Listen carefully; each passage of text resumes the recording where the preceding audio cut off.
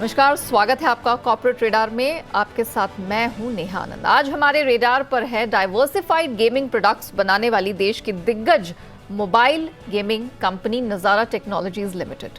1999 में शुरू हुई नजारा टेक देश की दिग्गज लाइव ई स्पोर्ट्स स्ट्रीमिंग और on demand e sports media content provider है। कंपनी के एक्टिव मंथली यूजर्स की संख्या 10 करोड़ से भी ज्यादा है।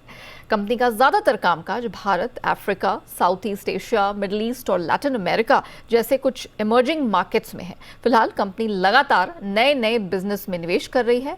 अब रियल मनी गेमिंग बिजनेस में विस्तार की क्या है योजनाएं, नए अधिग्रहण पर अपडेट्स और आगे के लिए क्या है आउटलुक, इन सब पर हम विस्तार से करेंगे बात। हमारे साथ कंपनी के सीईओ मनीष अग्रवाल जी जुड़ चुके हैं, लेकिन इससे पहले हम मनीष जी के साथ शुरुआत करें इस इंटरव्यू की। फटाफट एक मार्केट का चेक ले लेते हैं, क्योंकि लगातार दूसरे ट्रेडिंग सेशन जबरदस्त स्ट्रेंथ हम मार्केट में बनती हुई देख रहे हैं।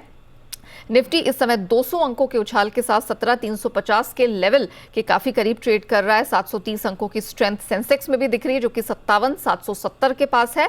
और निफ्टी बैंक की बात करें तो 300 अंकों की जबरदस्त स्ट्रेंथ यहां पर भी दिखाई दे रही है। हमने देखा कि जो मेटल और मेटल स्पेस को ही इनफैक्ट अगर छोड़ दिया जाए तो across the board her indices में हमने जबरदस्त स्ट्रेंथ आज बनते हुए देखी है। और आप निफ्टी में गेनर्स की वो लिस्ट देख सकते हैं। कोल इंडिया चार्ट्स को टॉप कर रहा है, वहीं प्रेशर आज हम अधिकतर मेटल स्टॉक्स में ही देख रहे हैं, जिसमें टाटा स्टील निफ्टी का टॉप लूजर शामिल हुआ है।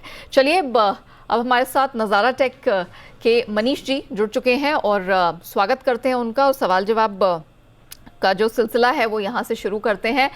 सर, बहुत स्वागत है आपका जी बिजनेस पे and thank you so much हमारे लिए समय निकालने के लिए। सर, सबसे पहला सवाल तो आपसे मेरा यही रहेगा कि नज़ारा टेक की जो आर्म है नॉर्डविन, उसने ब्रांड स्केल इनोवेशन में जो एक्विजिशन है 35% एक्विजिशन को अप्रूव किया है, मंजूरी दी है। मैं समझना चाह रही थी कि क्या रैशनल है इस कंपनी में इन्वेस्टमेंट करने का, ज़रा ये बताइए। नेहा, धन्यवाद अपने शो में मुझको आमंत्रित करने के लिए। एंड मैं आपको, जैसे आपने बोला कि गेमिंग का रुझान बढ़ता जा रहा है, तो अगर आप देखें इंडिया में करीब करीब 50 करोड़ गेमर हैं और वो ग्रो करते जा रहे हैं। उन 50 करोड़ में से तकरीबन 10-12 करोड़ गेमर ऐसे हैं जो कि मल्टीप्लेयर गेम्स खेलते हैं, BGMI गेम खेलते हैं, कॉल ऑफ ड्यूटी मोबाइल खेलते हैं, फ्री फायर मैक्स खेलते हैं। इसमें अपनी टीम बनाते हैं और दूसरी टीम के साथ खेलते हैं मल्टीप्लेयर गेम्स। ये संख्या 2-3 साल पहले करीब करीब आपकी 2.5 करोड़ की थी, अब तो 10 करोड़ की हो रही है और उसकी बहुत तेजी से ग्रोथ हो रही है। जब आप व्यूअरशिप देखते हैं तो आपकी जो टूर्नामेंट्स की व्यूअरशिप है ई स्पोर्ट्स की, वो बढ़ती जा रही है। ये जो एक तबका है गेमर्स का, जो कि mid core hard core gamers हम बोलते हैं, इनकी संख्या में जैसे बढ़ोतरी हो रही है। नॉर्डविन जो हमारी सब्सिडरी है, उसमें हम ऑलरेडी करीब करीब 50 लाख लोग साल के हमारे टूर्नामेंट्स खेलने आते हैं। हमारे पास बहुत सारे फुटफॉल्स ऑफलाइन उसमें आएंगे कोविड के बाद, और तकरीबन 10 करोड़ लोग का व्यूअरशिप है। ये जो कम्युनिटी हमारे पास है, उस कम्युनिटी, जो गेमर की कम्युनिटी है, हार्डकोर गेमर कम्युनिटी है, उसको हम कैसे उसमें से रेवेन्यू जनरेट करें, ये हमारा मानना है।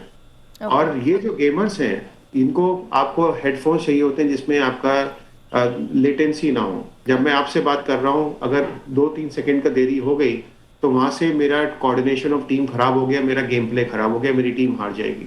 अगर मेरे माउस का रिफ्लेक्सेस ठीक नहीं है, मेरे माउस पैड्स ठीक नहीं है, तो मैं हार जाऊंगा। तो गेमिंग का जैसे रुझान बढ़ रहा है, हार्डकोर गेमर्स की संख्या बढ़ रही है, व्यूअर बढ़ रहे हैं, लोगों का खर्चा गेमिंग एक्सेसरीज पे बढ़ेगा। और हमारे पास ऑलरेडी इतनी बड़ी कम्युनिटी है, उस कम्युनिटी को हम कैसे लीवरेज करें अपना रेवेन्यू और बढ़ाने के लिए, डायरेक्ट टू कंज्यूमर रेवेन्यू बढ़ाने के लिए, उसको मद्देनजर रखते हुए हमने ब्रांड स्केल इनोवेशन में इन्वेस्टमेंट किया। मिस्टर अग्रवाल, आपने ये तो हमें बता दिया कि क्या रैशनल रहा ब्रांड स्केल इनोवेशंस में पैसे लगाने का और किस तरह का प्रोस्पेक्ट्स बनते हुए ई स्पोर्ट्स सेगमेंट में देख रहे हैं। आप एक्विजिशंस के लिए नज़ारा टेक काफ़ी जानी जाती है, और ये मैं इसलिए कह रही हूँ क्योंकि कुछ समय पहले ही आपने बिटक्राफ्ट वेंचर्स में तकरीबन 19 करोड़ कमिट किए हैं। तो एक वेंचर कैपिटल फंड में क्यों आपने पैसे लगाए हैं, क्यों निवेश किया है, ये जरा समझाइए। 3 चीजें हैं नेहा, मुख्यतः तौर पे। आपने जैसे बोला कि हम एक्विजिशन करते हैं और खाली इंडिया का पूल पे ही डिपेंडेंट नहीं रहना चाहते, और अच्छी कंपनी, अच्छे फाउंडर्स को हम ग्लोबली यूरोप में, यूएस में भी उनको समाहित करना चाहते हैं नज़ारा के फ्रेंड्स ऑफ नज़ारा नेटवर्क में। और इस मद्देनज़र को रखते हुए बिडक्राफ्ट, जिनके पास बहुत सारी डील्स, अपने आप डील फ्लो आता है, उनका खुद को एक पोर्टफोलियो है जिसमें उन्होंने इन्वेस्ट किया हुआ अर्ली स्टेज में, वो आगे सक्सेसफुल पोर्टफोलियो उनका दिखता है। तो हमें उनके साथ पार्टनरशिप करने में ये दो चीज़ें आराम होगा कि आपको एक अच्छा डील फ्लो आपको मिलेगा, एक लार्जर पूल बनेगा आपको अपने एक्विजिशन टारगेट्स को एनालाइज करने के लिए और उनके साथ उसमें अपना एनालिसिस करने के लिए, जिससे कि आप अच्छी टीम्स को नज़ारा के अंतर्गत ला सके और उसमें फिर शेयर होल्डर वैल्यू क्रिएट कर सके।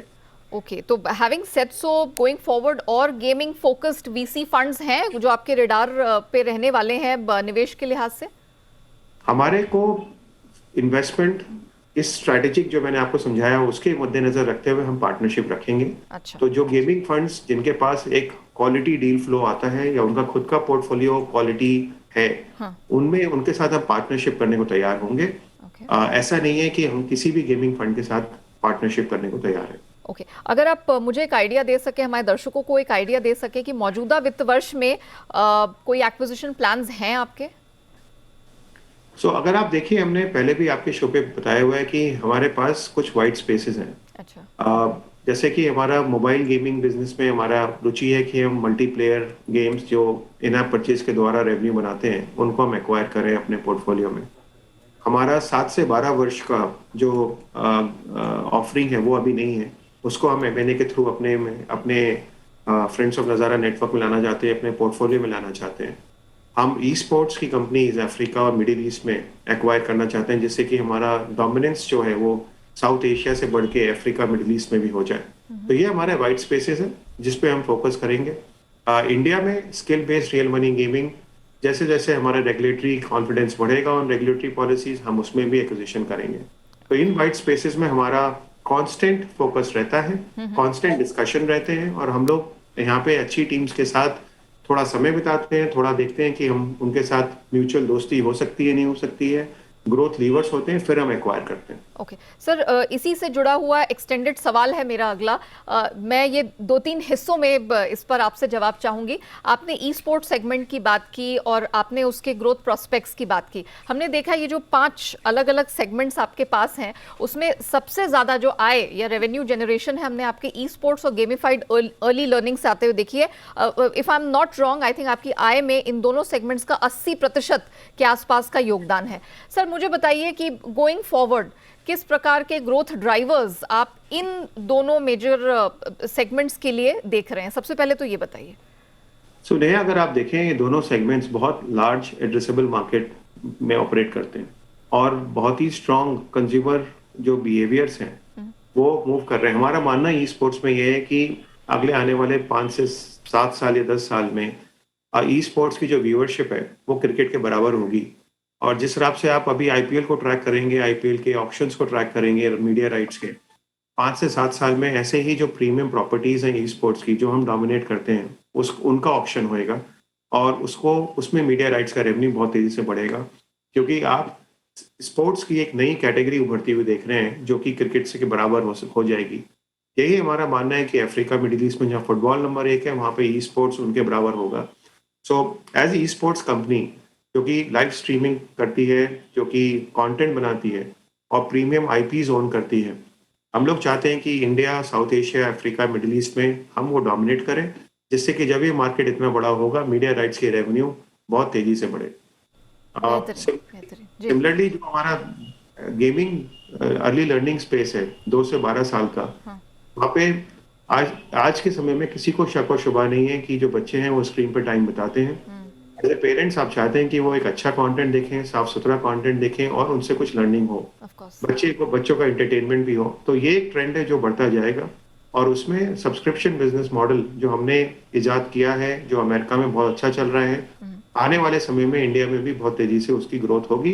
जैसे जैसे पर कैपिटा इनकम बढ़ेगी, अगले 3 से 5 साल में आपका सब्सक्रिप्शन और किड्स बिजनेस बढ़ेगा। ओके, चलिए हमने ये तो जान लिया कि बहुत बड़ा मार्केट है यहाँ पर और बहुत बड़ा पोटेंशियल है जहाँ तक ई स्पोर्ट्स का सवाल है या अर्ली लर्निंग का सवाल है। नज़ारा टेक के लिए ग्रोथ रेवेन्यूज़ के लिहाज से इसके क्या मायने होंगे, किस प्रकार का आउटलुक देख रहे हैं और बाकी सेगमेंट्स में या एक्सपोर्ट मार्केट से किस प्रकार के रेवेन्यू जनरेशन होती हुई दिख रही है, ये सब हम जानेंगे अग्रवाल सर से एक छोटे से ब्रेक के बाद।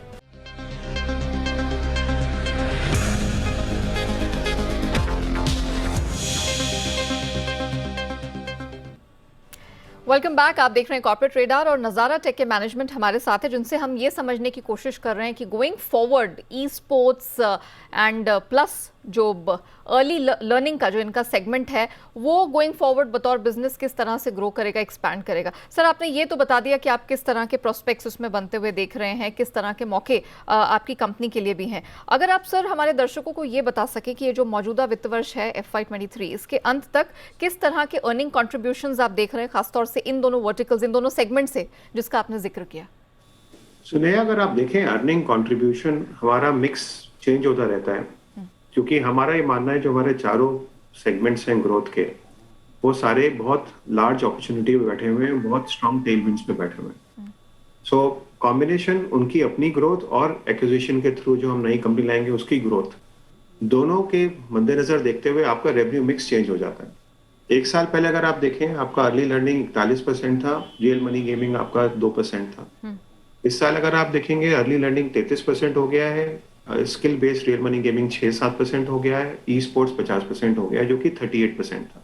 तो ये रिलेटिव रेवेन्यू मिक्स हमारा चेंज होता रहेगा, क्योंकि चारों पे हमारा ऑर्गेनिक और इनऑर्गेनिक फोकस हमेशा रहता है ग्रोथ के लिए। जहां तक ई स्पोर्ट्स खुद की बात है, अगर आप करंट सेगमेंट देखें वो करीब करीब आपका 70-80-90% का ग्रोथ उन्होंने इस साल दिया है। पिछले 3 साल का कैगर देखें तो करीब 70% का ग्रोथ है। मार्केट में ग्रोथ हो रही है, इसलिए हमारा मानना है कि वहां पे combination of current portfolio and new ideas which we have just announced, वो सबसे हमारी ग्रोथ बरकरार रहेगी।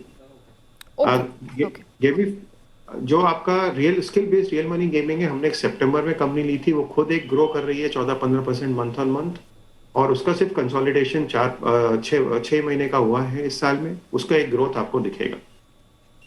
Point taken sir. सर, आपने जब हमने ये इंटरव्यू की शुरुआत की, आपने रियल मनी गेमिंग बिजनेस की और भारत में खासतौर से पैठ और पकड़ को मजबूत करने की बात कही है। मैं इस पर्टिकुलर गेमिंग बिजनेस पर आपकी रणनीति समझना चाहूंगी। सुनेहा, इस बिजनेस में अगर आप देखें, भारत में करीब 13 से 14 हजार करोड़ का मार्केट है रेवेन्यू का, और इसमें बड़े बड़े प्लेयर्स हैं जो फैंटेसी, रमी, पोकर, इसके ऑलरेडी एस्टैब्लिश प्लेयर्स हैं और उनकी बिजनेस में अच्छी पकड़ है। हमारा आज की डेट में रेवेन्यू अगर आप देखें हमारे पोर्टफोलियो में, जैसे कि मैंने बोला 6% करीब होगा हमारा इस साल के जब नंबर्स हम अपने डिक्लेयर करेंगे, तो बहुत एक छोटा प्लेयर है हम अभी इस मार्केट में। मार्केट बहुत बड़ा है और इस बिजनेस में आपको काफी नेटवर्क इफेक्ट मिलते हैं, लिक्विडिटी के, कंकरेंसी के, और हम लोग अपना एक करंट बिजनेस ग्रो कराएंगे और उसके साथ साथ एक्विजिशंस, इस मार्केट में जो अपॉर्चुनिटीज हम लोग देख रहे हैं उसको भी रखेंगे, जिससे कि हम एक स्केल बना सकें। हमारा मानना है इस बिजनेस में जैसे रेगुलेटरी इश्यूज की क्लैरिटी आती जाएगी, हमारा लेवल ऑफ एग्रेशन यहाँ पे बढ़ता जाएगा। Okay, point taken sir. Thank you so much आज समय निकालने के लिए और विस्तार से कंपनी की जो पूरी स्ट्रैटेजी है, योजनाएं हैं और किस प्रकार की अर्निंग आउटलुक आप देख रहे हैं, सबकी पूरी डिटेल आज हमारे दर्शकों के साथ बांटने के लिए। तो ये थे मनीष अग्रवाल, नज़ारा टेक के CEO, बताते हुए कि गोइंग फॉरवर्ड कंपनी का आउटलुक किस प्रकार का है और किस तरह के ग्रोथ की इनकी स्ट्रैटेजीज और प्लान्स हैं। चलिए इसी के साथ कॉर्पोरेट रेडार को यहीं समेटते हैं। मुझे दीजिए इजाजत।